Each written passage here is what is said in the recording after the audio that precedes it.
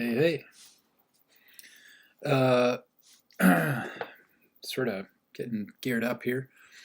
Um, how you doing? Looks like people are starting to filter in a little bit. And of course, right now, just when the show starts, I start getting all kinds of reminders. So, hope your day is going well. It's been a cold day here, which it's about time because it's January and we had 70 degrees, and that's not what Kentucky's supposed to be like in January. But got a lot done today myself, and kind of ready to start some drawing tonight. I've actually got a project that I started working on this morning. Sort of a just sort of came to me in the last couple of days, and I've been working on it a little bit at a time, and I finally started actually drawing it today. That's going to be a little bit of a short, um, I guess you could say, like a little short mini comic that I'm going to be posting on Instagram. So be on the lookout for that. I almost wanted to pull that out tonight and sort of uh, preview it, but nah, I think I'm gonna make everybody wait. I don't want to kind of give anything away yet because it's going to be really different from what I've usually done. But tonight, of course, we've got Bigfoot drawing that we started last night, and well, last night obviously we started off. I started off with the pencils, and then went to the inks, and then started laying in the dark area. All this that you can see. And something really great that always happens when you sort of step away from a drawing like this. And it's why, like, sometimes it's great to do things in a burst, but sometimes I really like to sort of stop what I'm doing. And I have a tendency to really focus in, but I want to stop what I'm doing sometimes and sort of set it down and walk away and go, I don't know, do anything else. And a lot of times when you end up coming back to the drawing like that, you do find things that need to be changed. You see stuff that you're not. You see stuff later that you're not seeing as you're doing it.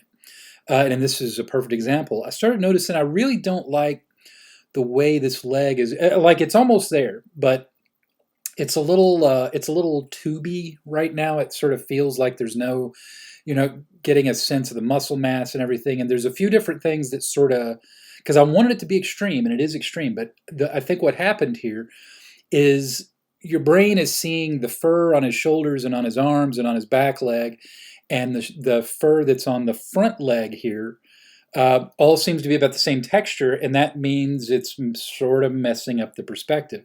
So last night I was saying that when it comes to things like anatomy and perspective, that it doesn't really matter that much if it's super accurate if it's done confidently and the composition works. Again, always refer to like Jack Kirby because the dude was a master about this sort of thing. You actually look at a drawing by Jack Kirby, and when you analyze it, the anatomy will be all weird, but you can see that the reason that the anatomy is weird is not because he didn't know how to draw anatomy; he was a master, but it was because the composition needed to look the way it looked, and that's why you don't notice it. Because, well, and in this case, I sort of started with that, and it kind of worked. But once I added in that detail of like the fur, started losing the leg a little bit. So before the show, I was actually sort of working on how to fix it, and just to kind of illustrate sort of what I'm thinking here is what's going to help is I need to sort of muscularize him a little bit. So I'm going to build up the leg, and then I'm going to give a really prominent. You want to see where the knee is, and then you want to see the lower leg. And I have a bit of a perspective problem here in terms of how big his foot is, but I don't care because again, I think the composition is really the only thing that matters to me anyway. There are many schools of thought. So I drew in red here sort of the changes we're going to make. And yeah, I think it's going to send it right along. And this, I think you'll notice will go pretty quickly. So what I'm going to do here is I'm going to sort of take the opacity on that red way down. And then, of course, here are our layers. I'm back on just the regular ink layer here. And select my color, select the pen tool. And you know, one of the things about Adobe Fresco is, and it's the same in Photoshop, is you've got a billion. I mean, there are a billion different brushes you can use, and it's fairly easy to make your own brush. And that's a good thing to do. It really is. It's a good thing to know how to do that. And there are people that are just masters of being able to use brushes and make custom brushes, and there's just libraries and just oceans of resources for that. Um, you know, I'm a little bit weird in that sense because I love having the extra brushes, but I also tend to be I tend to find the two or three brushes that I really like, and that's what I use. But you've got the option, and I actually do. I'll show you where I'll use some specialty brushes a little bit later on for a drawing like this. But okay, so let's start off by sort of finding the knee here. Actually, first, I think what I'm going to do is I'm going to hit my eraser, and I'm just going to get rid of the stuff that's kind of in the way of where I want to be. So get rid of those lines right there. Okay, and I can sort of see, you can see the ghost of the drawing sort of correction that I'm going to make right about there. And I'm going to just start, for one thing, I think the hair, because of the perspective, is going to need to be more dramatic than I had it. So you can sort of get a feel.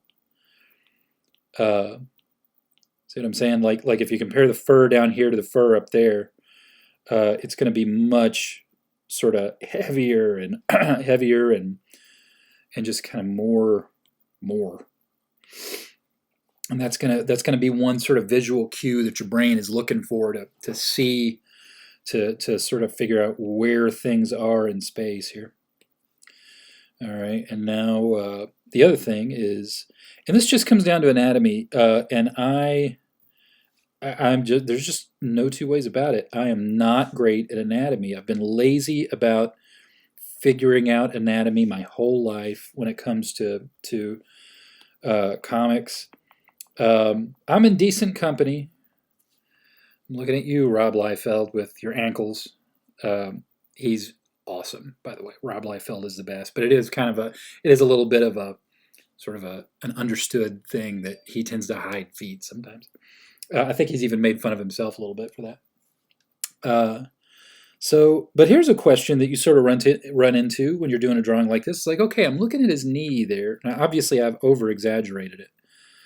And I'll tone it down here in a second. But it's always, I think, a good idea when you're figuring out the anatomy for something like this. I think it's a good idea to exaggerate it.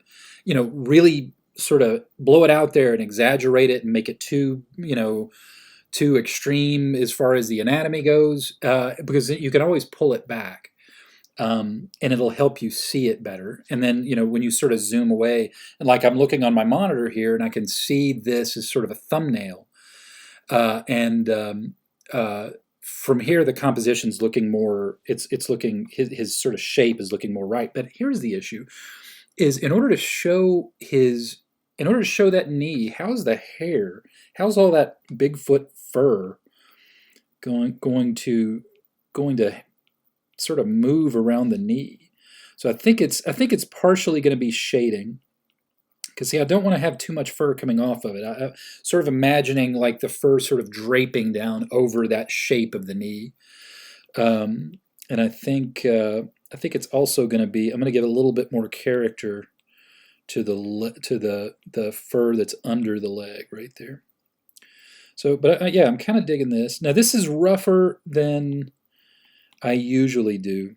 As I was saying last night, this is a rougher drawing than something that if I was trying to do a more polished piece. And this will be more polished than it looks right now by the time we're done tonight. But for the time being, it's still a little rough. But yeah, okay. So looking at that there, I'm quite a bit happier with that. I think that's definitely closer to a correct sort of anatomy. All right. So where were we on? Okay, so if you'll remember, the layer that I'm turning on and off here is where I was kind of blocking out the shadow. So what I'm trying to do there is I'm trying to figure out where the light's going to fall to kind of make it more dramatic. And as I was saying, the goal here is not super accuracy. The goal really is to just make the composition look interesting. So looking at the way this is right here, I'm going to switch to my vector layer. Okay, and I've got a vector layer here for the really dark areas, for all that black. And the reason is just my convenience. It's a way that I do that to. Oh, somebody's in the chat. Timmy, yo, how's it going, man? Welcome. We're talking about Bigfoot. So same thing that I was doing yesterday is I'm taking this vector brush, and that's where I'm sort of blacking in large areas. Because and the reason I'm using the vector brush for this, you don't have to, certainly. If you look at the video from yesterday, I kind of explained why, if I'm doing this kind of like big dark area, while I'll start it in vector and then change it to raster, change it to pixels later. Pretty good reason for it, but you don't have to, Happy trees, just happy little trees. It's your little world, whatever you want to do. The man was right. So, sort of filling all that in there. Okay, now let's see. Did I leave any gaps? If I left any gaps, if that's not a solid area, then you're about to see the whole screen go black. So let's see. Oh, darn it. Timmy, why'd you make me do that, man? All right, so let's see if I can just get... Oh, I think I see him, actually. Oh, let's see. Was it that simple? It's okay. Here we go. To place your bets. Is this going to work? Ah. All right. Am I going to have to cheat? Oh, wait, I see another place. Okay. I think I got it now. I think I got it. Ah, there we go. All right. So that area. Okay, it looks like I'm still needing some dark on this side. Oh, that's what happens when you don't change your brush. There we go. So I'll fill in a little darker over here. Okay, that's starting to look good. Now, you see how, because of where I indicated the knee, if you notice the way I've indicated the knee there, now I can sort of see how I'm going to pop the knee out with the shading a little bit by kind of wrapping it up around here. And I can be kind of rough about it. Darn it. Oh, that's what happens when I hurry. Okay. So yeah. Okay, that's looking pretty good. And see now the way I've done the shading, sort of it feels like it's wrapping around the thigh in a way that I like there. It feels like you can sort of, between the shading and the shape sort of being exaggerated, you can sort of see it wrapping there. Okay, Timmy's in the chat. Haha, blackout. Yep, I know. Love the idea of using vector layers for shading. Yeah, the vector layer shading thing was just simply out of necessity, and it was, as I was talking about last night on the stream, the real reason that I use, if I'm blacking in large areas like this, and not just if I'm doing blacks and whites, but if I'm doing color, is because if I try to use the paint bucket with the raster with a pixel layer, because of the aliasing, it just makes for a little more cleanup. It works actually pretty well, but there's still a little extra cleanup, and I just like to save the time because I'm, as you guys are seeing as I work on this kind of stuff, I tend to do this sort of thing kind of. I'm impatient, I think is what I'm trying to say. Okay, so now once again, I'm gonna bring the shading down here a little bit more, but I'm gonna leave this area of the leg, not because it's super accurate, because I think based on the sort of the geometry of the figure here, he would actually, that would be in shadow in real life. but I'm not going to let reality get in the way of the composition because I kind of like seeing that leg there. But then this part, woo, I think I switched, did I switch brushes? I switched, no I didn't. Oh no, I'm just zoomed in. But this part, I will go ahead and black out. So just sort of create my jagged shape. There we go. Okay, yeah. Now looking at that, I'll probably do some shading some shading along the, darn it, there we go. Probably do some shading along that area right there, but I'm going to save that until I'm doing a little bit more detail, because the way I work, and there again, I'm certainly not the expert. I'm still sort of just an enthusiastic amateur when it comes to this sort of thing. But as a general rule, I think it's always best to sort of start vague and start fuzzy, and then just get more and more detailed as you go, which is why I started off super vague with the pencils, and then I started off super vague with the shadows. But as we go, I'll get more and more specific about a lot of the choices that I'm making here. Oh, and one of the other things that I noticed, and I'll fix this really quickly, is the way this shoulder, the way that arm is, I think I need a little bit more of a separation to sort of show the top of his shoulder. So I'm just going to kind of do something rough right there. There just needs to be some contrast so that it doesn't look like he's got one really short arm. And then later on as I go, I'll make it clearer of sort of what's going on here. Now, in the case of the hand here, it's going to be a little bit different because I need plenty of contrast here. But it's kind of a complicated thing, and I don't want to lose the drama. I don't want to lose the drama of the hand sort of coming out. So like I'm looking at my own hand in the camera right here, and I'm trying to think like, okay, like how can I take that shape and sort of see the darks and lights, and I think the way I'm going to do it is, yeah, okay, yeah, is the area sort of the ball, the heel of the thumb right there is going to be kind of a darker shape, kind of thusly. Oh, incidentally, you guys, I'm going to be getting I have got a microphone on the way, so like a pretty decent microphone, so I should sound better. I know I still sound like I'm breathing heavy. I'm sorry about that. I feel like every time I talk, I noticed this, like when I was listening back to the stream yesterday, I noticed that like when I'm talking, before I talk, I go, I'm sorry, I don't mean to do that. I don't know why I do that, because it's I have a feeling maybe it's something to do with my posture. So I'll try to fix that. But see, I just did it right there. I'll try not to do that. I will breathe more. Now I'm going to be really self-conscious about it though. So anyway, looking at kind of where I want some of these darks to go in. Now I didn't switch back to the pixel brush, and for what I'm doing here, I could have, but it doesn't really matter because the pixel layer that I'm on right now, or I'm sorry, the vector layer that I'm on right now, I'm just going to switch back into pixels anyway. So it doesn't matter. I just need to put the dark areas in.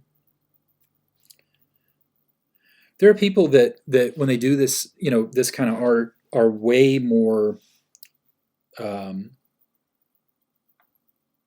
specific about their way, their sort of workflow. I'm really not. Maybe that's not a good thing. Maybe it's not necessarily a good thing that I kind of wing it so often. But hey, if it works, right? Okay. So I don't really, in case you're wondering, I'm not really sure what I'm looking for here just yet. This is just kind of that's kind of why I'm a little quieter now, is this is just kind of the exploration, figuring out like, okay, how do I want this to really pop? Like what's going to work? And it's looking more and more like, yeah, like the inside of the hand is going to go way darker than I originally thought, because I want the outside of the outside of the hand, like the top of the hand, to be bright. So kind of the reverse of what it looks like in my camera here. Here you can see my palm is bright, and the top of my hand is dark. Well, it's gonna flip on my Sasquatch here. Almost called him a Wookiee. That is bad. Countdown. Yeah, he mad. He mad. Yeah. Bigfoot has wings. Bigfoot has wings? What? I don't get it. Hang on. We can do that though. It's a great thing about working digitally, is you can just make things. Just woo. There we go. Oh, that's kind of cool. Oh, hey, he's Krampus. No.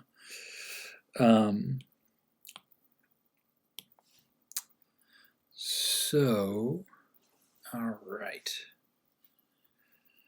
Where do I want to go next?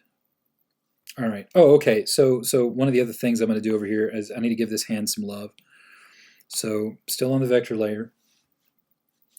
And you know what? As a matter of fact, now that I've got those areas in, so as I was saying yesterday, and if you're kind of new, and I don't, if you're kind of new to Fresco and working digitally like this, I'm not sure. I've just started all this, so I'm not really sure who my audience is going to be yet. And I have a feeling it's going to be a mix of people that are already artists and then people that are just interested in watching somebody do art. So if you do have questions as we go, throw them in the chat. Send me a message in general. I mean, yeah, I'll do my best to answer if I can. And yeah, so what was I even saying?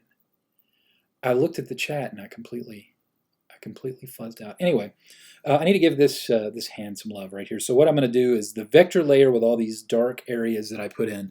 I am now going to convert to a pixel layer, and you just do that by just tap on it and convert to pixel layer right there, second from the bottom. So I hit that, and you're not really going to notice anything that's different, but actually I can show you real quick. Okay, I just undid it, so it's still a pixel layer.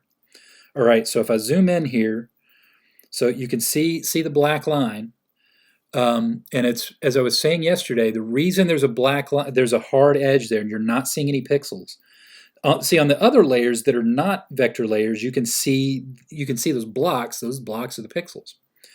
So here, there's no pixels because it's vector, it's math, it's not pixels. But watch what happens when I convert. I'm going to hit that layer, then hit convert to pixel layer. Boom, pixels, blocky. But that's fine because now I don't need them to be that clean. Everything I'm going to do from here on out is going to be more vector. So Molly, thank you. I appreciate that very much. How did you get Sasquatch to stand still so long to draw him? We have an agreement. He's actually all right. Sasquatch is cool. He's all right. All right. So, okay, I got to give this hand some love here. Switching back to the pen. And here, I just want to give it some shading to sort of define the contours a little bit. But this is skin, so I'm not going to just darken the whole thing in, right?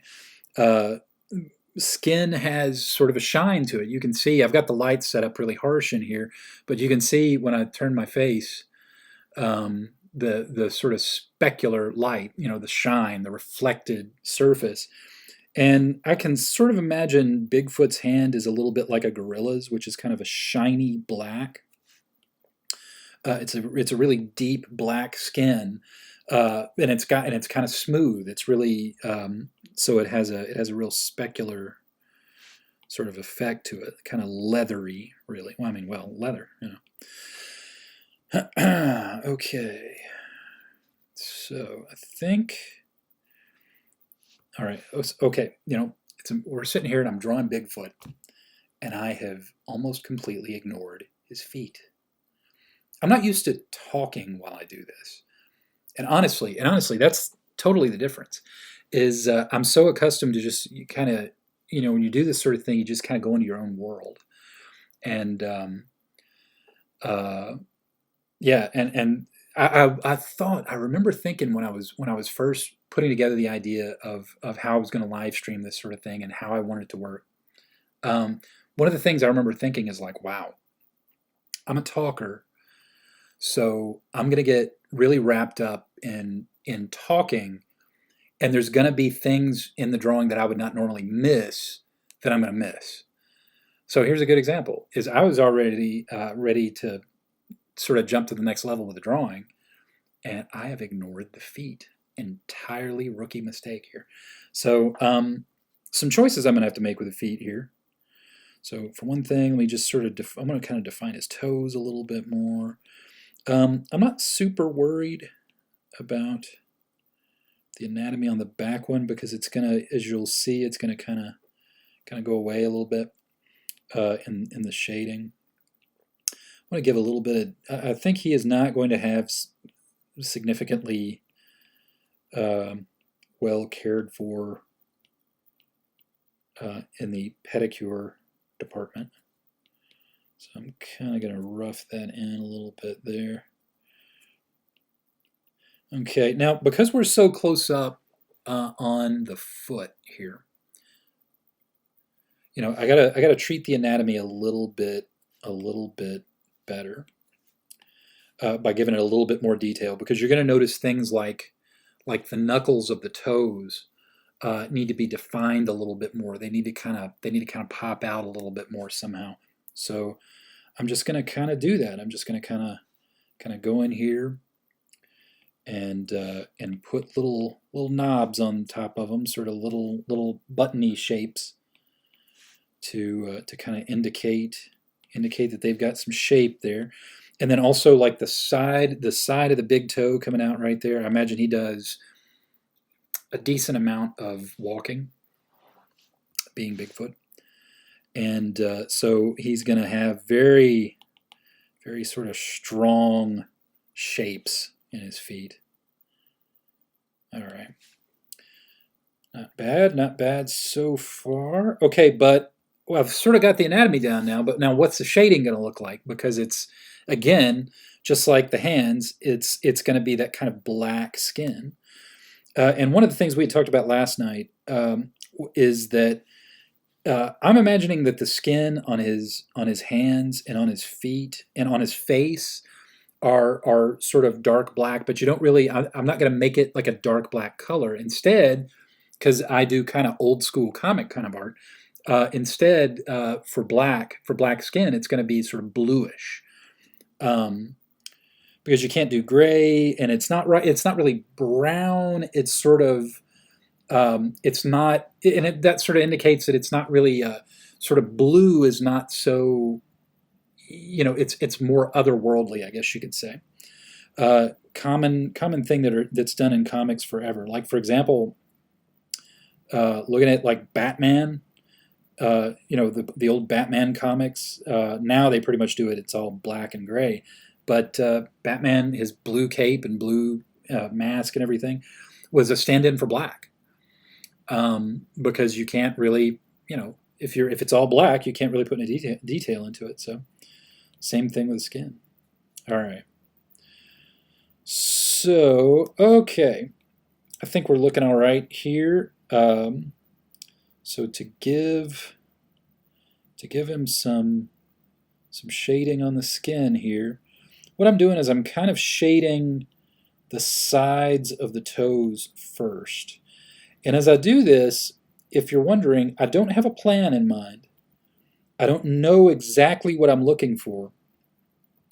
I don't. In other words, when I start shading like this, I don't always know where it's going. I might have a general idea, but I'm really exploring it to sort of see what do I think it would look like. So that's kind of what I'm doing here. All right. So I think that's what it's going to look like. It looks like it's still a little bright on the front of the toe, so I'm going to come around, do that. Okay, for the back foot, I think it can be a lot simpler in terms of the shading.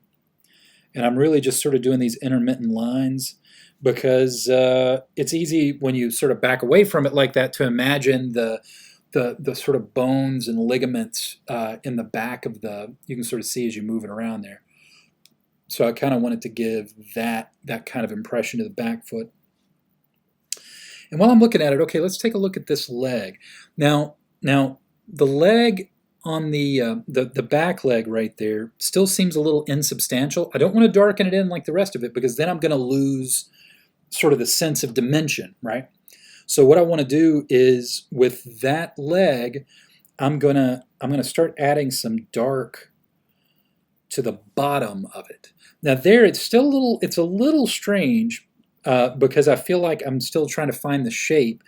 And the same way as this leg, it's sort of like I need to find where the knee is, right? So the way I'm going to do that is I'm just going to sort of erase out a little bit. Oh, I guess I probably ought to. Okay, what I'm going to do now is for one thing, I can get rid of that layer because that's the shadow layer where I was doing sort of a draft of the shadow. I can delete that because I don't need it anymore. I've got my shadows in. This is the where I did the red lines to correct the knee and the forward leg. I can delete that because I don't need it anymore. So now I can just take all the dark and I can take the line underneath. Those are two separate layers and I can just merge them. So now they're one layer. Okay. Gotcha. Kevin Howard, howdy, sir. Welcome. Welcome aboard. Everybody be careful. Kevin has the power to ban you. Actually, you don't have the power to ban. I'm sorry. I haven't made anybody a moderator yet. But so okay. So now what I need to do, like I said, I need to go back, sort of find where that knee is, and something tells me, I can already tell it's going to be a challenge because I don't know anatomy. But that's okay. We don't care. It's all my little world. It's happy little Bigfoots. No mistakes. No mistakes. Okay, now you see sort of what I did there is I've got the shadow on the side of the fingers to kind of indicate they've got shape to them. They're round. So I just erased a little chunk out of it to sort of show again where those knuckles are. And when you look at it like this, it just sort of gives you an impression.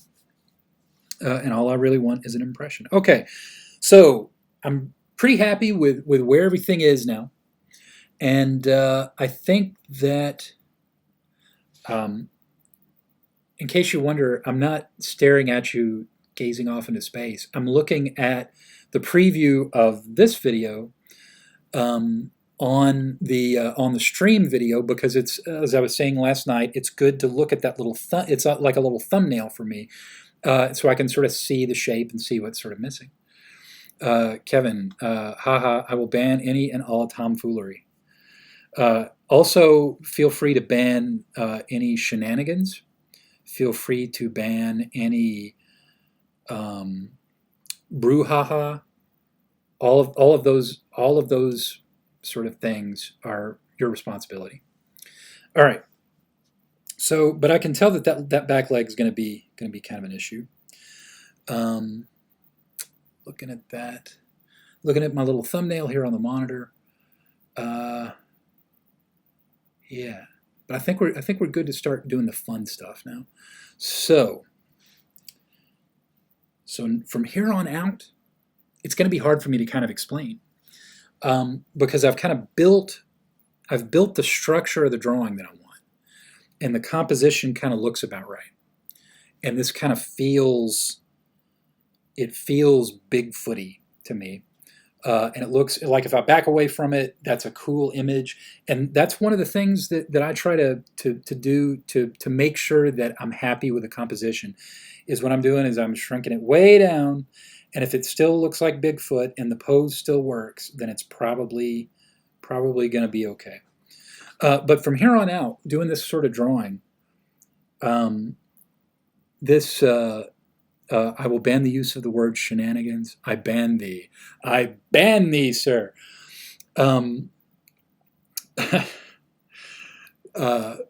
from here on out, I'm probably not going to talk quite so much about the process. And the reason for that is because I'm not really sure how these kinds of things, how I proceed when I do this. I usually don't talk during this. I've got the structure down, and I know what he looks like. And from here on out, it's all detail, and it's all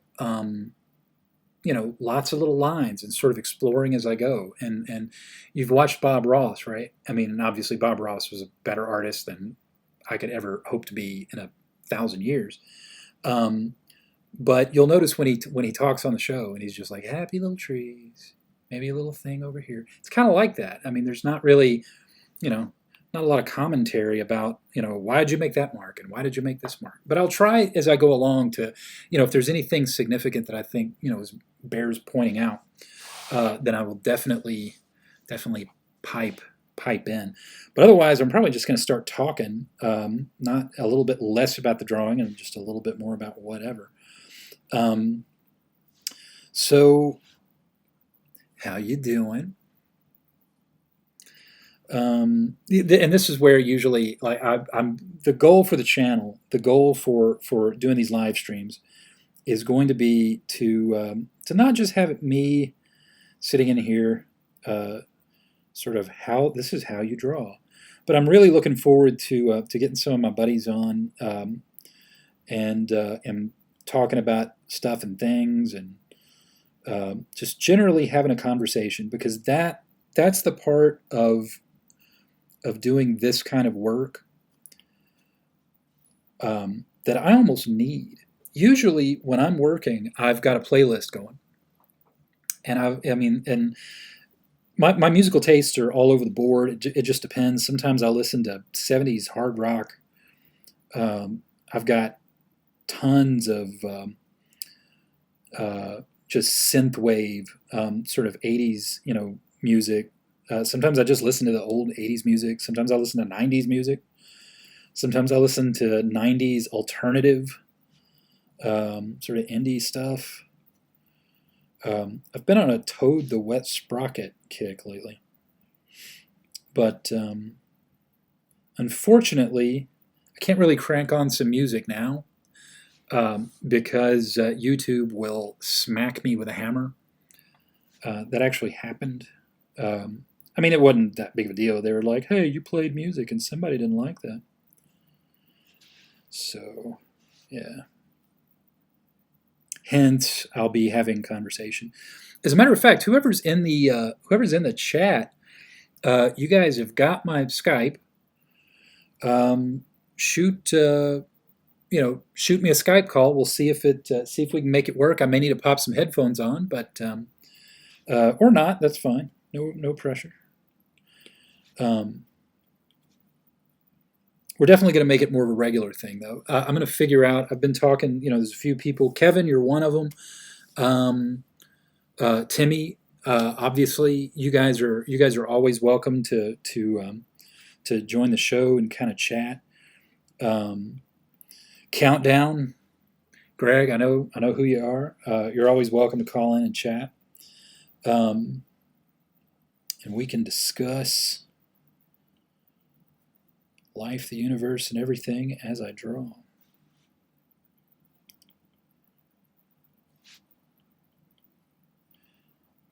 Okay. It's often easy when you get to this point to focus in too hard on one area, when the best practice is you want to focus in and do detail where you need detail, but it's also pretty important to move around the drawing as you're working it through, because otherwise you may end up giving more love to one section of the drawing than other sections, and it can make for a sort of disjointed look. So you'll notice here what I'm doing is I'm just kind of finding an interesting look for the fur, and I won't go too far into it, but I'm just seeing what works here, so that I can start to sort of percolate that out to the rest of the drawing. I feel like you're looking at the top of my head. Stop that. All right. So here I'm just sort of finding where the fur is going to kind of travel under the mouth, under his jaw, and sort of pop the jaw out by adding a little bit more shading. And these kinds of things are always a back and forth. Because I'll try something and then I won't like it, then I'll go back and then I'll like it again. And sometimes you change direction entirely. But I'm not going to be too precious with this drawing because, as I said, it's just a character sketch. All right, yeah, that's not too bad.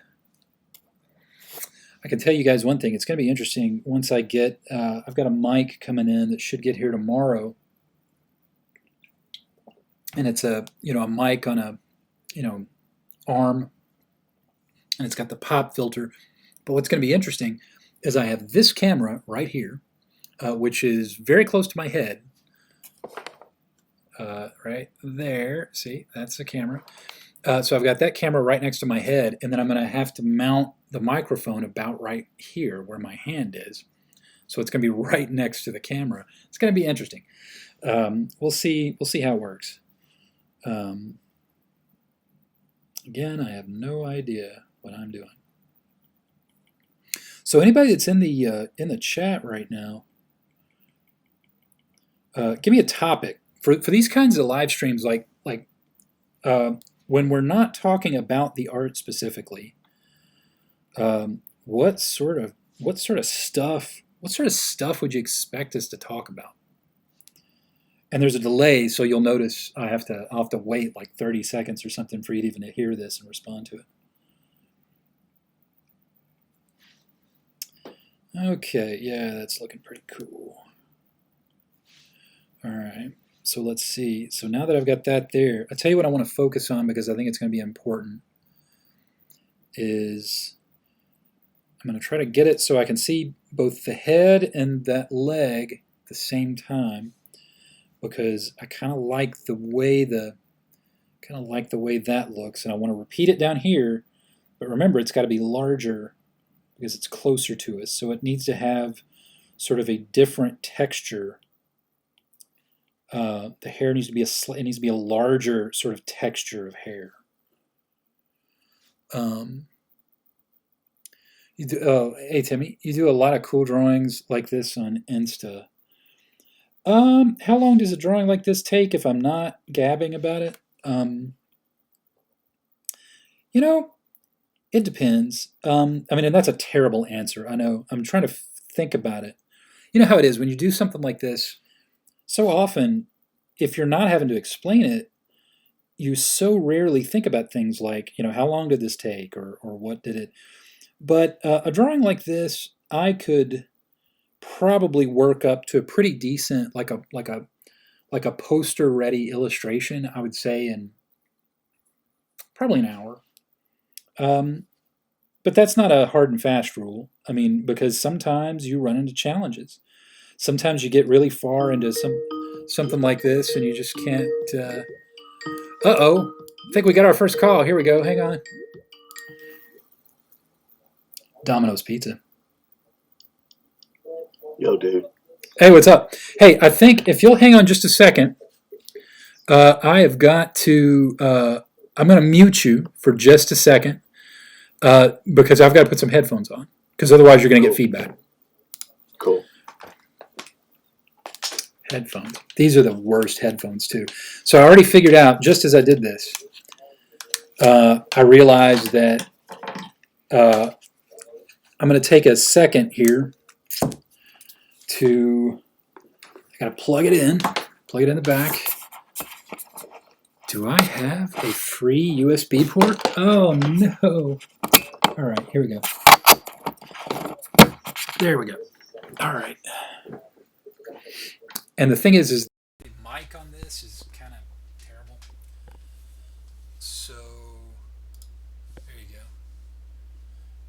So let me ask you guys a question. Did my audio just change, like the way I sound? Not. We're watching you on the. Yeah, yeah. What you're gonna want to do is you're probably gonna want to you're gonna want to mute that because there's like a 30-second delay. Um, Yeah. yeah. Well, Um, we're actually watching you on television through YouTube app. I'm on Sorry, my television. voice is bad, man. I'm sick. Oh yeah, man. You sound rough, man. It's yeah, and Molly was telling me earlier. She said everybody's been sick. Molly's sick. You're sick. My friend Lisa's sick. Kevin, you were sick. Um, yeah, man. It's but how's it looking so far, man? It looks really good. I'm liking where you're pulling that negative, bringing that, taking away some of the black, bringing the fur or whatever out with the negative space or subtracting areas. Yeah, yeah. And as I go, you'll notice that I'll do a lot more of that because, like for example, in here, I'll start to do these kinds of lines. And again, Greg, you're not going to see it until 30 seconds from now, but that's another thing that sort of helps me bulk up the figure so that it feels more three dimensional. You can sort Right, of feel the exactly. Yeah, contours around it. Yeah. I'm starting to feel that. And something I realized when I was looking at the composition, you see fists and hands, coming out sort of at you so often. But very seldom do you see a foot like that, Yeah, at yeah, least in my experience. yeah. The master of these kinds of poses in particular, where you had a really strong forward sort of foot, is was Kirby. He would do this is a very Kirby like sort of thing to have this extreme foreshortening. Um, Incidentally, hey guys that are in the chat down there, let me know. Can you hear Greg all right? Um, it's because I think I've got it set up to where he should be coming in, but I'm not sure. Greg, say a little something. Yeah, I'll actually say something that'll be cringe-worthy Do you to know the what? You're not commentators coming here. in actually. Hang on just 1 second, because I just saw you're not. I can't see your levels. Just a second. All right. Where is that? Come on. Okay. Oh, I don't know. Here we go. Let's try that. Say something now. Yeah. Oh, So, there you are. uh, so I do actually have a question. This might Sure. be kind of cringy for people who are serious fans of the art. Was Jack Kirby associated mostly with Marvel, and did he do Wolverine? Mostly with Marvel, yeah. But he worked. He did do some stuff for DC, I believe. Certainly, there's plenty of Superman and Batman and Wonder Woman Right. that Kirby did that you can find out there. But yeah, I mean, really, Kirby was he was sort of famous twice, and one of them was basically he created everybody that was sort of core Marvel. Interestingly, though, he Right. did not create Wolverine, Huh. um, the but but then he also sort of did it again. He did a thing called the New Gods, which is supposedly going to be made into a movie before too long. Kirby's whole thing was he was really psychedelic. I mean, it's the look of his artwork. I mean, because everybody's seen his comic book art. I mean, it's famous, obviously. Right. But what will sort of blow everybody's mind is when you see his fine art, because it's way more psychedelic, Huh. just beautiful stuff. But you were talking about like Wolverine. Wolverine was actually created by. Um, I could be wrong about this. I don't think I am. Somebody double check me on the chat.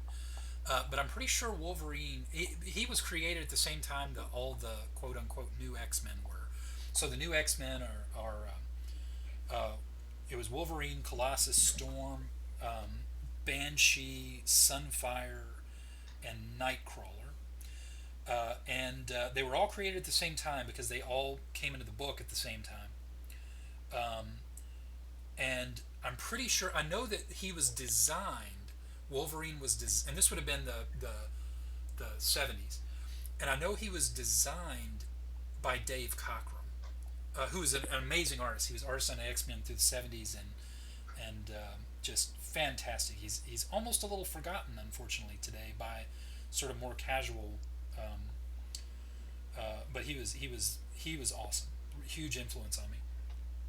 Hey, Yeah. by the way, I heard you when you were talking about it, and but I could only I was in the room, but I couldn't hear exactly what you were talking about. When you had that vector layer, what was the benefit to you to use that vector layer on top of the pixelated layers? Yeah. The vector layer was because it's vector, meaning that it's just math rather Sure. than pixels. Um, when I'm filling in a large area, like this huge area full of black on the Uh, chest. Once it's closed off, you can just touch it and it fills. Yeah, exactly right. Otherwise, Once it's completely right. Otherwise, I'm gonna have to go back in and fix where the aliasing has sort of created a little halo Right. around it. So it's just a little shortcut. That Uh, makes perfect sense. and sometimes, honestly, I'm so lazy I don't even do that, and I'll just fill Yeah. it anyway. If it's something that I know is not going to be super visible. Um, but okay, I think I'm kind of finding where the hair is here on the leg. What is the difference between Sasquatch and Bigfoot? Same thing. It's my understanding.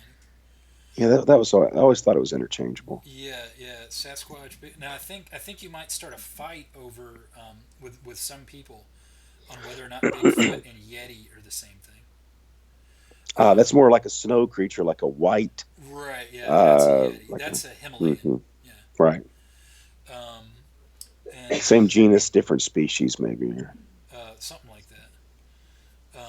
And it's yeah. So Bigfoot is like a North American thing. Even though what's weird, man, this is what was cool. We were talking about this last night. Um, is that and it does. I mean, don't get me wrong. Like it's a pretty. You got to draw a pretty long bow, to believe that this guy's out there, and it's not, you know, sort of a cultural apocryphal myth or something. But what's weird is that the stories of like the like giant hairy dudes is almost universal all around the world, and it makes you wonder. It really does. Like what's the story there? Is there some My sort of collective unconscious need to believe in something like that? You know what I'm saying? Yeah, it's definitely a combination of the two. At least to keep it going, it's definitely a combination. My favorite allusion to Bigfoot is when in Elf, when he's walking through the woods and he stops for that one freeze frame, and it's like he's doing the famous Bigfoot pose. Yeah. Do you recall that? Do you know that movie I, Elf? The way they it's been a while since I've seen it, but I do. I think I do remember that. Yeah. Yeah, so Farrell's like walking to I think I think he may be in Central Park. I think he's like walking in Central Park.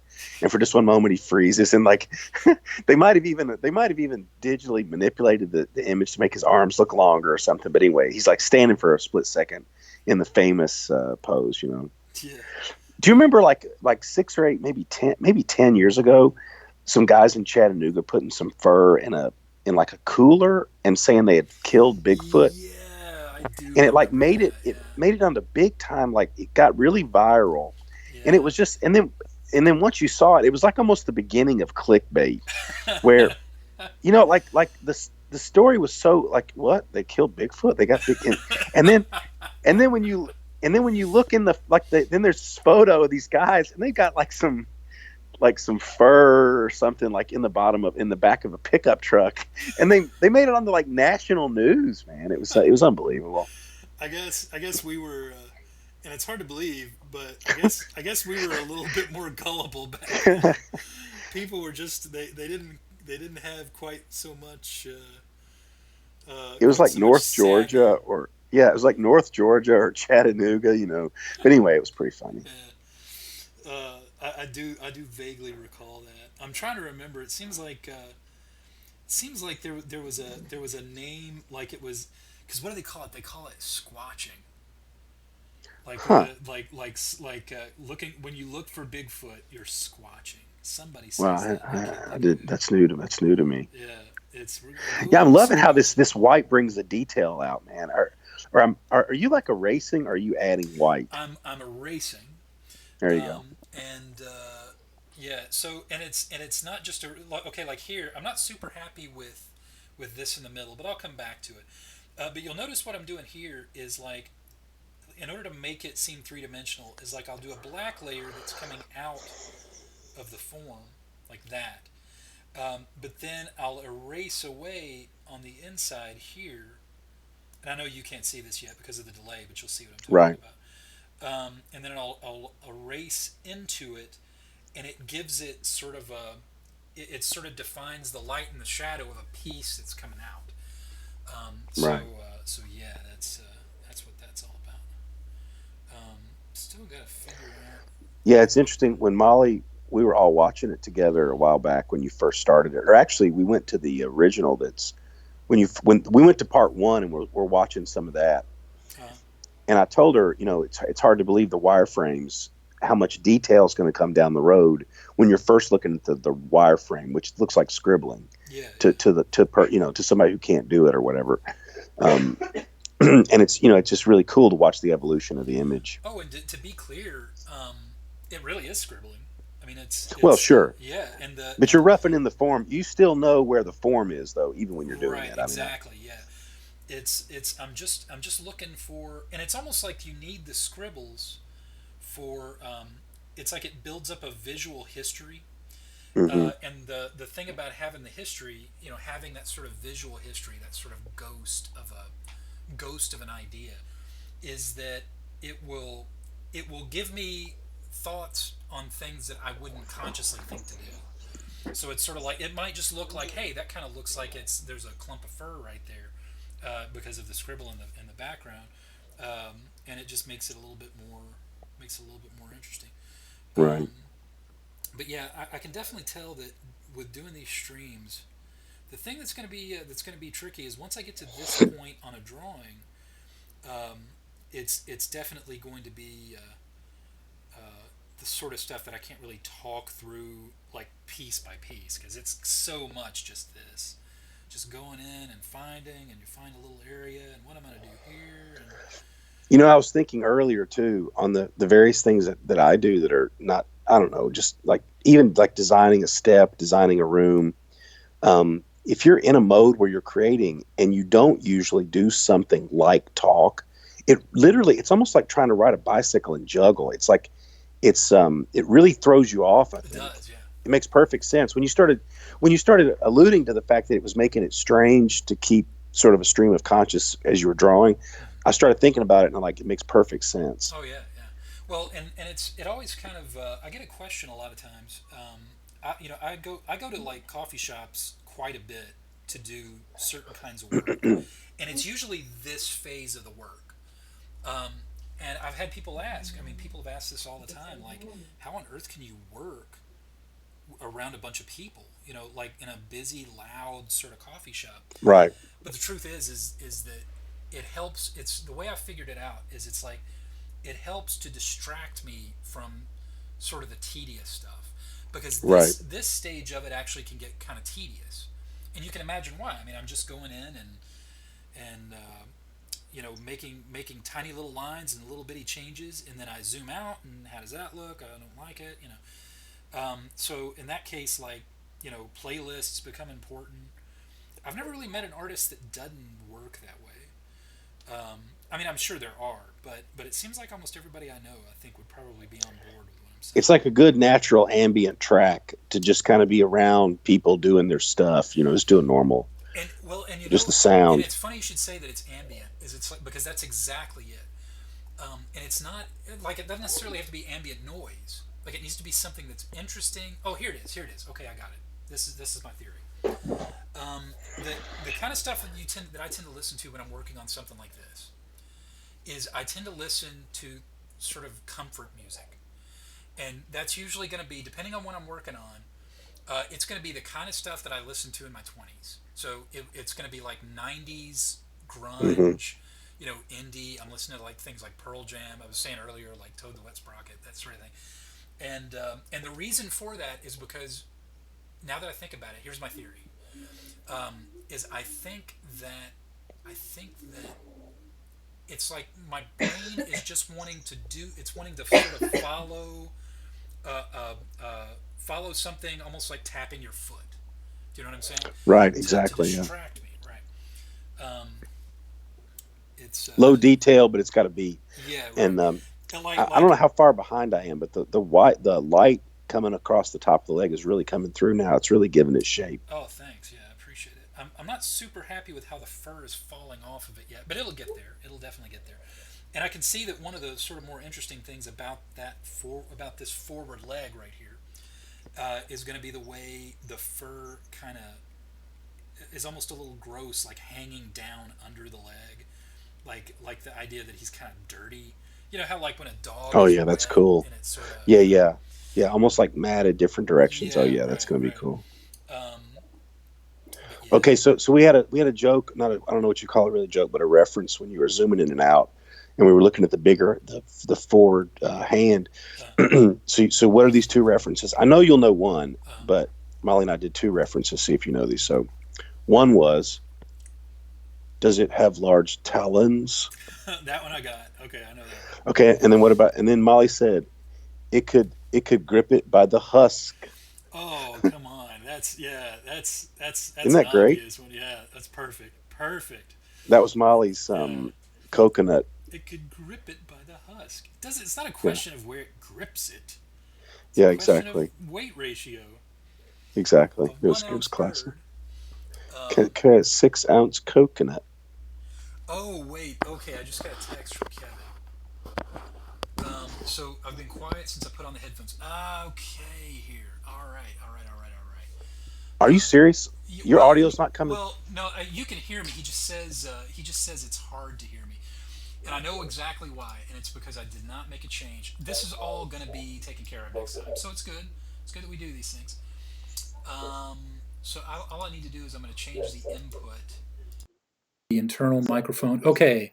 Um, hey, Kevin, buddy, how is that? You'll hear it in 30 seconds. Let me know. Let me know if that fixes it. Yeah, sorry about that. Again, I got a mic on the way, so that won't be a problem, and I'll probably pick up some new headphones tomorrow. So down the road, Chris, Mhm. is there any way to like what is it? Just the nature of the web, I guess, the lag, the latency. Is there any way to avoid that or minimize it? I'm sure if you had a much better internet connection, it's going to obviously the faster your internet connection, the better it's going to be. But no, not really. I mean, when you It's think just about it's just built into the yeah. yeah, yeah. I mean, it's just kind of I mean, any type of transmission of stuff like this, Absolutely. yeah, is gonna. There's always Okay, going to be a Kevin, you said it's fixed. Okay, good. Yeah, sorry about that, guys. That totally my bad. I kind of in the back of my head knew that was going to be a problem and I forgot about it. Are Um, you is your audio coming through your Mac camera?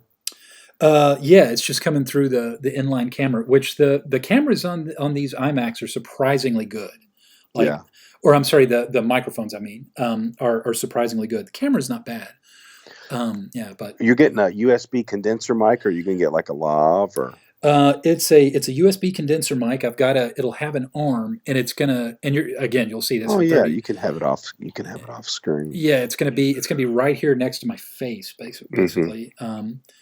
And uh, I've got it's a new mic that I've got coming in, which I think is going to be a little bit better than the one I currently have. But I got it because I got a really good deal on the arm, and it was pretty highly rated. So sorry, I'm zoning into some fur here, and I'm not digging this. Okay, for some reason I keep losing the eraser. Okay, yeah, that's looking pretty cool. That's looking all right. Um, So totally 100% question from a position of ignorance. mhm. So Fresco, is that is it strictly for the purpose you're using it for now? Is it like a new addition to the Adobe suite, or is it meant to replace something? Yeah, it's a new addition, and it kind of does replace. Adobe has kind of a long history of mobile or like photo or iPad apps. Right. Um, there was like Adobe Draw, and there was Adobe Ideas, and there was Adobe Sketch, and I think maybe they're even still out there, but I don't think they're supported anymore, and I don't think that you Hmm. can download them new.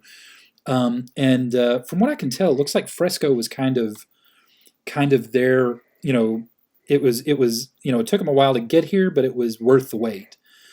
Is it Um, its own unique file type, or like when you do a drop down box, can you change it to anything like you can in Photoshop, like to basically any file type? See, that's the thing that I love about this is like with all the with everything on the Adobe suite now. When you're somebody like me and you work with, I'm not just a graphic designer in that I work with Photoshop and Illustrator. I also do video. So I'm working in After Effects, Premiere, Photoshop, Illustrator, InDesign sometimes, Oh and yeah. and then now I'm also working with like on the mobile apps. I work with Fresco. Adobe Capture is fantastic. Um, but like with Fresco and the files and the file format here, that's what I really like about it. Is if I wanted to right now, I could. Well, I mean, you've got like things you can export here. You can export it as PNGs, JPEGs, PSDs, PDFs, and this is a cloud document. It's an Adobe Cloud document, meaning that this illustration right here, I could just open up Photoshop on my iMac right now and Ah, and yeah. open it up without having to import. Without it's just there. That's really cool. Yeah, Yeah. it's really and it saves a lot of time. Which the project that I'm working on for Instagram right now, I'm doing sort of a cartoon or a comic strip for Instagram. I haven't posted anything about it yet because I kind of want it to be a little bit of a sort of a surprise when I post it because I'm pretty excited about it. But like with that one, I can already see that what I'm going to do is I'm going to do a lot of the drawing here in Fresco on the iPad. But there's some shapes, like if I want to do a perfect circle, that I'll open it up in Photoshop, do the circle there, and Right. then just keep working. And it goes back to the most basic thing. Once you're past just learning a program, it's all about workflow. Anything that makes it easier to or quicker to go from one to the other to finish the project is going to be a huge benefit. Yeah, and Adobe's really figuring that out right now. I mean, it's Hmm. everything is workflow. I mean, you can, the people that are using, that just need Photoshop for sort of specific things, are going to get all the cool new features and everything. But it's the people that are really having to use multiple platforms and sort of work on, and that's not even getting into the the ability to like collaborate on stuff, and it's really nice. I'm starting to sound like a commercial, but okay. So I finally figured out what I'm going to do here on the shoulder, and this is I think going to look pretty cool.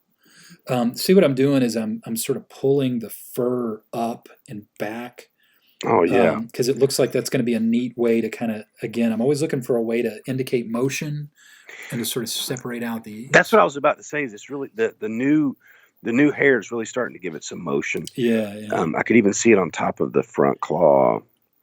Um, Um, yeah, it'll definitely. And I'm kind of saving this really forward hand here for last because it's so important right. that I want to sort of have the look of the whole thing down before I get into that.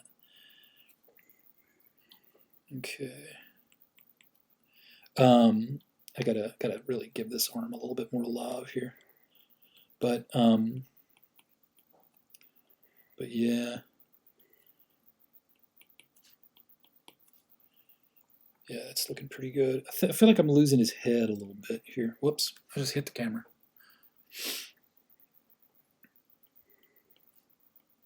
Yeah, man, your voice sounds rough. It's really strange. It just started like 48 hours ago, 36 hours ago. And I have no idea what it is. I don't think it's like, I don't know. It just, but yeah, it's definitely not typical. Oh, okay, this is gonna be cool here. Okay, so what I just found is one of my favorite influences for like how I like to do if I'm doing some sort of a like savage face or something. Um, one of the things that I always like incorporating as an inspiration is Kiss, like the Kiss You makeup. know what? Okay, I swear Yeah. you're not going to believe me, but like when the shoulders started going up like Yeah. that, it'd be his right shoulder. I started saying, "Man, that's got total Gene Simmons Yeah. Yeah. like." And I was just reading the other day about some of their costume makers, and it was really fascinating that there was this one woman. It's like maybe last name was like Garcia, Maria Simone, something like that. And apparently from like 76 on, she was basically responsible for everything. Wow. Yeah. And it was like this unassuming looking seamstress, imagining, and I'm not sure. I mean, there may have been other artists that contributed to like the boots and things like that, the Destroyer look. But it definitely has a Kiss feel right now, almost like that Destroyer look. Yeah. Yeah. And it's there's a lot of history between Kiss and comics. Oh Um, yeah, there's a lot of weird history, man. It's almost kind of forgotten to time now about because like Kiss did a Marvel comic. They had a Marvel comic for a while. I don't Um, think I have the Marvel, but I have two Kiss comics upstairs, oh, you're kidding. and some Rolling Stone. Yeah, I've got the Rolling Stones did two comics. They may have done more. I have two issues of Rolling Stone, like not Rolling Stone magazine, but the Rolling Stones. Right? Yeah, yeah. Hmm. It's well, there was this whole weird thing where they were gonna do because obviously the whole thing about Kiss, was the showmanship of it. I mean, it was like it was perfect for the Oh yeah, it was perfect for the demographic they were going after, like young teenage dudes um, that were sort of outgrowing. They were outgrowing sitting around and reading Spider Man because in the '70s, obviously the comics were younger than they are today. Like today, I don't think there are a lot of actual kids that tend to read a lot of this stuff. But in the '70s, that was the demographic. So you had these teenage kids that were sort of outgrowing reading Spider-Man so much, but they weren't quite out of the aesthetic. You know what I'm saying? Yet of that sort right. of really dramatic, sort of epic. And Kiss just hit the spot for that. Oh yeah. I mean, they were like. I actually the other day saw the Paul Lynde Halloween special from 1976, and it from 1976, and it had some of the Sid and Marty Krofft Yeah. characters.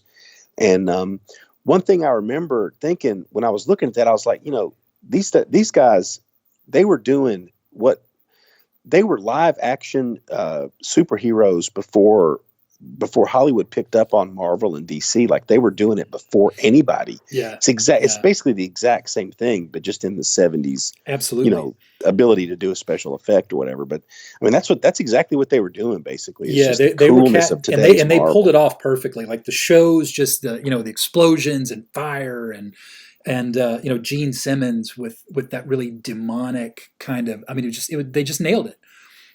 Because Yeah. it was almost like even in the group, you sort of think of it in the same terms as like, a hero and you got sort of the hero and you got sort of the villain sort of.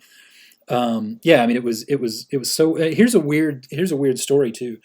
Um, Marvel back in the early '80s, they had a master plan, and I am just bewildered that they haven't tried to do this since now. I mean, the biggest movies are all comic book movies, obviously. Even though I think everybody's getting a little sick of them. I know I kind of am. What was it? Um, Then Scorsese recently put him down for. Was it Martin Scorsese? Who was it? yeah, it was Scorsese. Scorsese Yeah, said he said that theme park or something. It's like not cinema. yeah, he said they're theme. It's like a theme park. It's not really, and I kind of agree with that. I mean, they're fun and they're interesting. Um, and there's a part of me. There's a ten And they year drive old. revenue. Yeah, there's a 10-year-old that lives in me that cannot believe that the biggest movies ever are that like all these Marvel comics, are so huge. But here's something that actually happened it was in the '90s, or I'm sorry, in the '80s, early '80s. Marvel got together with I can't remember. Maybe it was Columbia and what they were going to do is they had this sort of master plan. They had a scheme where they were going to create a a a media empire based around a movie, an album, and a comic book around one character. And they created the character, and they wrote the movie. And it seems like there was something crazy about the movie too. I'll have to look this up later. But it was like big people were attached to this, and I want to say that Kiss was going to be in it too. The character that they created was Dazzler. And Dazzler, she appeared in an early X-Men. It was around the time that it was almost before sort of one of the most famous arcs in comics. It was the Dark Phoenix era, which was like 83, 82, something like that. And anyway, so Dazzler was going to have a movie and was going to have an album and then the comic book. And they were just convinced like this was going to rule the world. And this was one quick question. This was like from scratch, kind of like the Monkees. Yes. Like they're just making this for this purpose. This isn't some other character, somebody. Absolutely. Like the goal is they were going to turn it into they were going to make somebody Dazzler. Like you were going to have somebody who was going to be Dazzler. So you'd have and she's a mutant and her powers are very disco. Because, well, I mean, yeah. But here's the thing, though. The irony is none of this ever got made, and it all kind of sounded silly when people heard about this. But now it doesn't sound so silly. It totally worked. Yeah. Yeah.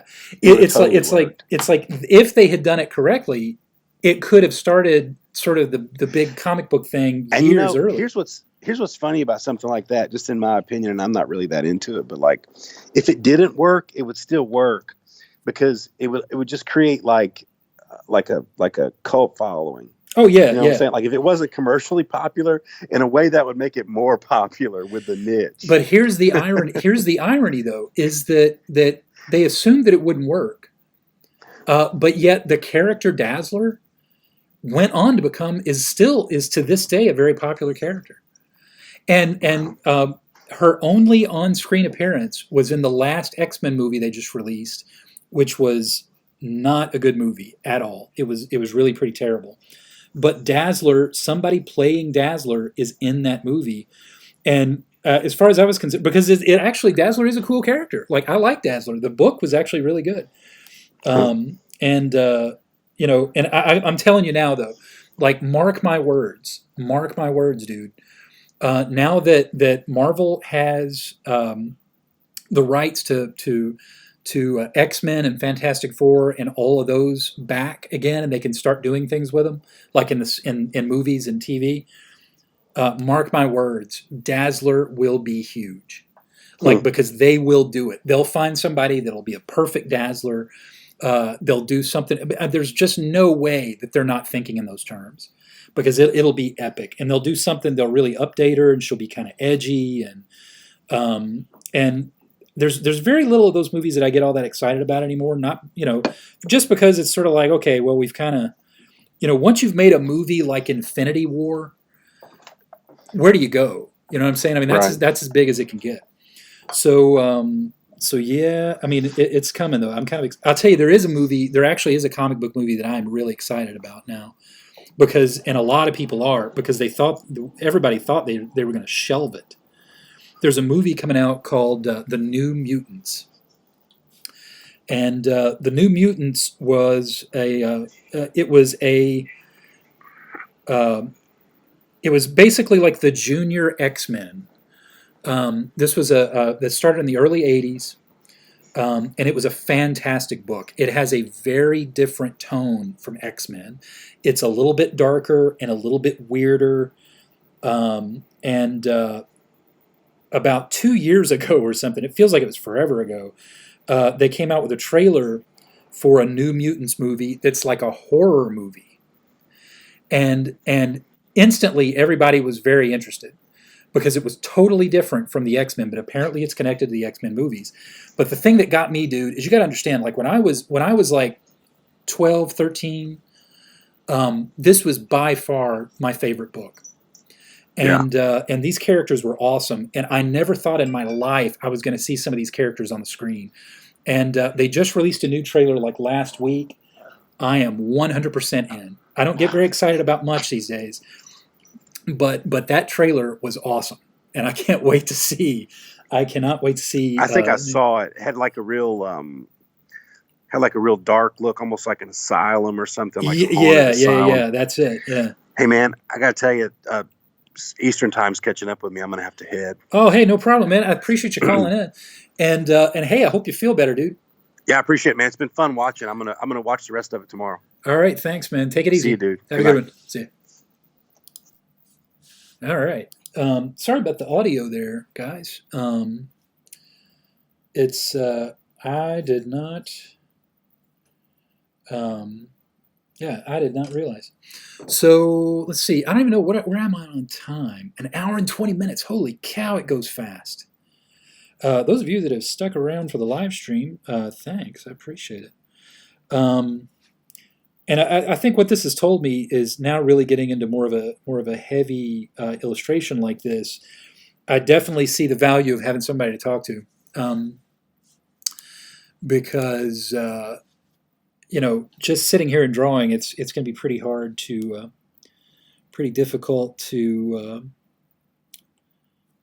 describe what I'm doing, because I don't know what I'm doing until I get into it. But yeah. I think that's looking pretty cool, though, so far. Let me work a little bit on this hand. I'm probably going to wrap it up here in about 10 minutes or so. I think an hour and 30 minutes for tonight's stream is pretty good. And let me see. Let me go back and I know you guys were talking in the chat a little bit. Let me see. Do a lot of cool drawings like this on Instagram. How long do they normally take? I think I answered that one. It depends, but a drawing like this, if I'm not talking and not sort of distracting myself, probably do about an hour.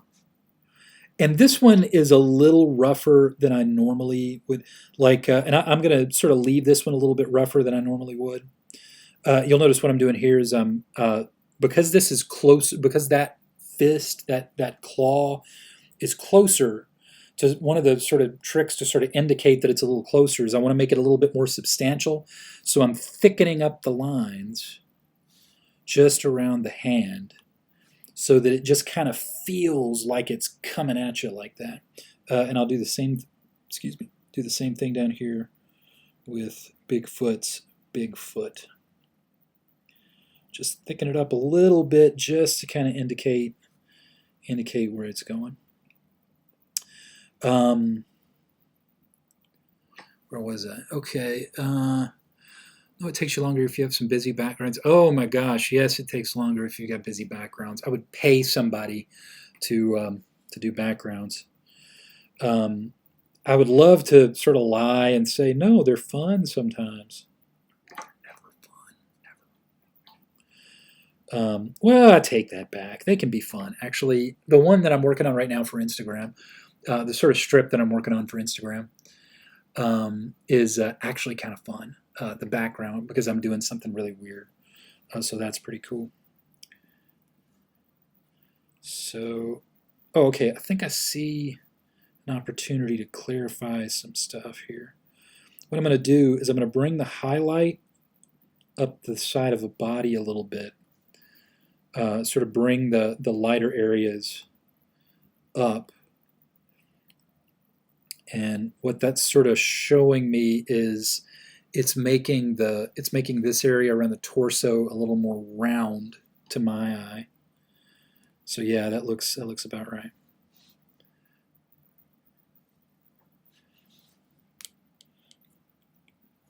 But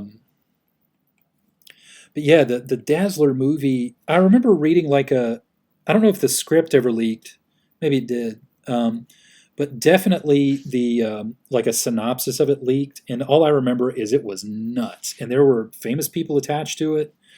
It was going to be wild, but it never happened. And there's a whole tale about it out there. I'm sure if you look around like online, you're going to find somebody that talks about like the story of the Dazzler movie and the Dazzler sort of experience that never happened. So I highly recommend checking that out. I wish I could remember where I read that. the state of comic book movies today, they're all really good. I need to watch the latest Joe Rogan, or I guess it was yesterday's Joe Rogan. He had Robert Downey Jr. on there, and I'm sure obviously they talked about like the Marvel movies and all that, uh, and they're all great. But I think I don't know. It's so trite and cliche to say burnout. Um, I don't know that I would want to say like I'm burnt out of the Marvel movies because that makes it sound like I like the Marvel movies, and that's not what I'm saying. I guess what I'm saying is well, I said it before when I was talking to Greg. You know, the Infinity War, the Infinity Gauntlet story in the comics was the biggest story there was. I mean, it was. I mean, it's relative. Obviously, people are going to have different opinions, but it was such a.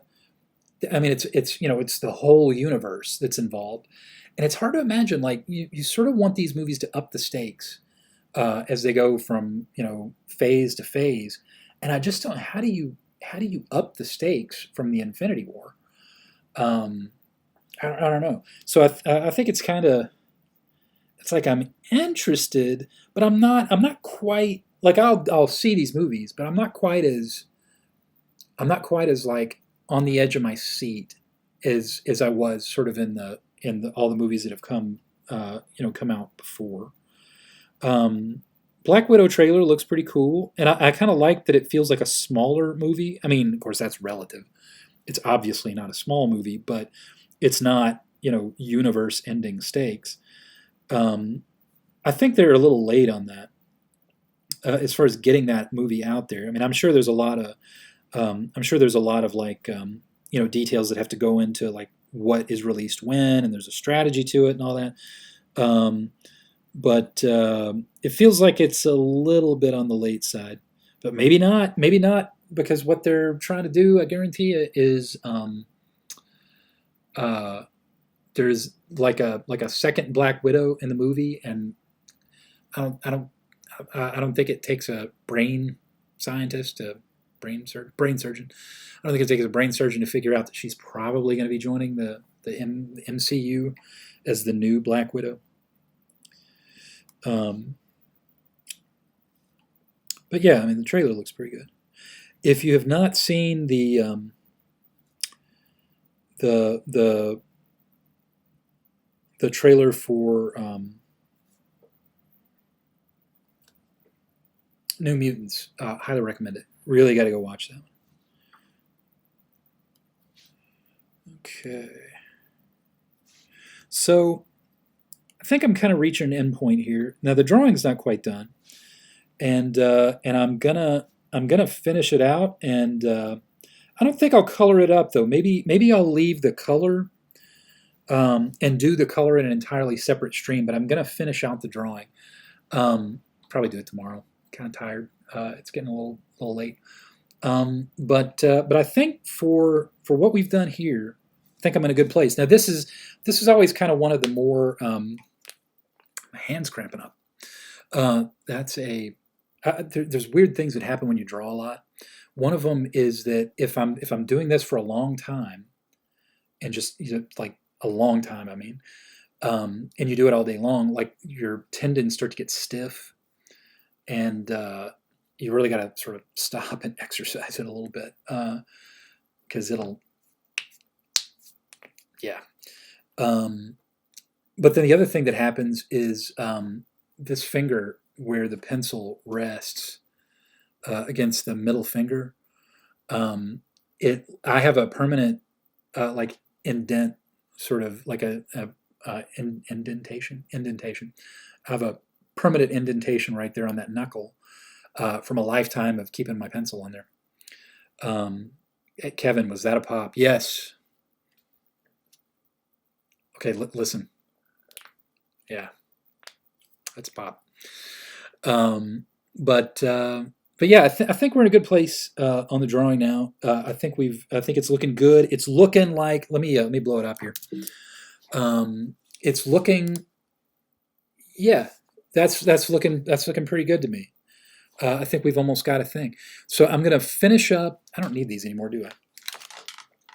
There we go. So I'm gonna finish up doing the detail and sort of cleaning it up a little bit, and then maybe we won't do it on the next time because I've got an idea for tomorrow night's live stream. But I'll do another live stream here shortly, maybe a shorter one, and I'll show you how I handle color with something like this. But this is one of my favorite things I like to do. Okay, so underneath you see those gray lines right there.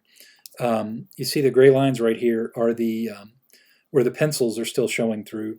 But now it's kind of to a point where I don't need the pencils anymore, so I'm going to select the pencil layer and take it away. And the sign that the thing that I look for to know if the drawing is getting close to right, not necessarily done, but right, is if I take the guidelines, the pencil guidelines away, and it's still like nothing about it really bothers me, then that means that it's onto something. So now I've taken the pencils away, and it still looks pretty good to me. It's a little messy, but definitely will be cleaning this up. And then, of course, once I clean this up, I'll post it to my Instagram at Isobon, and go over there and check it out. But otherwise, I think we're pretty good for tonight. I think that this is a pretty good stopping point. So that's I think that's going to be my evening. If you would, hit the like button. That really helps these videos. And again, I am just starting out, trying to sort of figure out how I want to do this and what I want things to look like and how I want it to go. But part of what's going to keep me motivated is to raise me up in the suggested videos. So if you would hit the like button for me, that'd be nice. And even if you didn't like it, just charity. But also share it if you don't mind. Share it on the social media of your choice, whether it be Twitter, Facebook, etc. I am not on Facebook right now, and I keep going back and forth on whether or not I'm going to get on Facebook. I don't like Facebook. But I don't know. I'll figure it out. But share it. Share it on Twitter. Share it on Instagram. Share it on the corner of 5th and Main. And subscribe. If you haven't subscribed yet, I would very much appreciate it. And when you do subscribe, hit the bell. Because the subscription, you're supposed to get notified. It doesn't really notify you. It doesn't really work very well. But if you hit the bell, it'll send you a notification whenever I post new stuff or if I'm about to go live. So and give me a follow on Instagram. I think that's pretty much my evening. It has been a blast. I want to thank you guys for watching. If you're watching the replay on it, thank you for watching the replay. And I'll be talking to you tomorrow night. Will be our next stream. Same time, same channel. Should be at 7 p.m. And looking forward to it. See you then.